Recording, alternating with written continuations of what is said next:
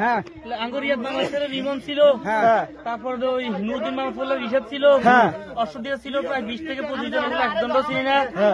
আর ফেসবুকে কমেন্ট করাকে কেন্দ্র করে নোয়াখালীর কবিরহাটে আব্দুল জলিল নামের এক যুবককে ছুরিকাঘাতে হত্যা চেষ্টার অভিযোগ উঠেছে স্থানীয় কিশোর অপরাধ চক্রের কয়েকজন সদস্যের বিরুদ্ধে।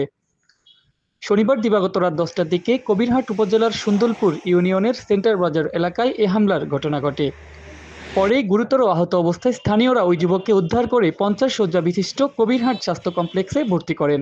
এই ঘটনায় ভুক্তভোগী আব্দুল জলিল বাদী হয়ে কিশোর অপরাধ চক্রের 8 সদস্য সহ অজ্ঞাতনামা আরও কয়েকজনের বিরুদ্ধে কবিরহাট মডেল থানায় একটি লিখিত অভিযোগ দায়ের করেন।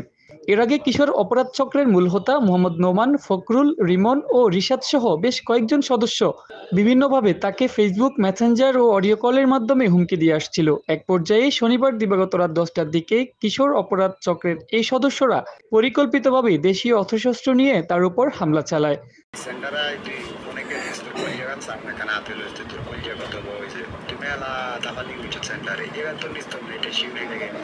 agar konvaram dari ada jenis shibire ga dari ada dige agar nichit ini je ga darwaza dekto ini shi kali kali kana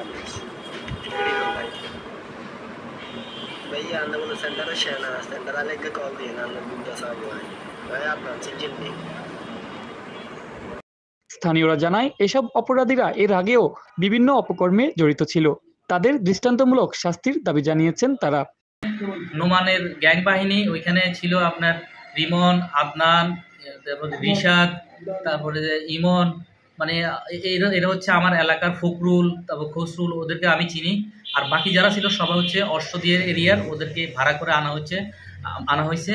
ওদেরকে ভাড়া করে এনে আমাকে পানি মেরে ফেলার চেষ্টা করছে ওরা। ফেসবুকে একটা কমেন্ট করা নিয়ে ওরা এই কমেন্টটার জের ধরে ওরা আমার গতকালকে আমার প্রাণ নাশের চেষ্টা করছে।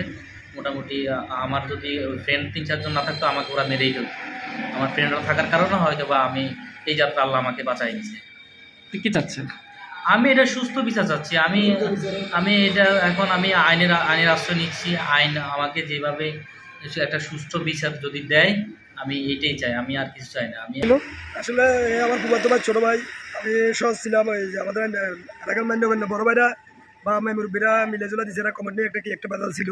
তা আমি সব থাকি ওদের জলিলে থাকা সবাই মিলেজুলা দিছি, ওইখানে সমাধান করে দিছি।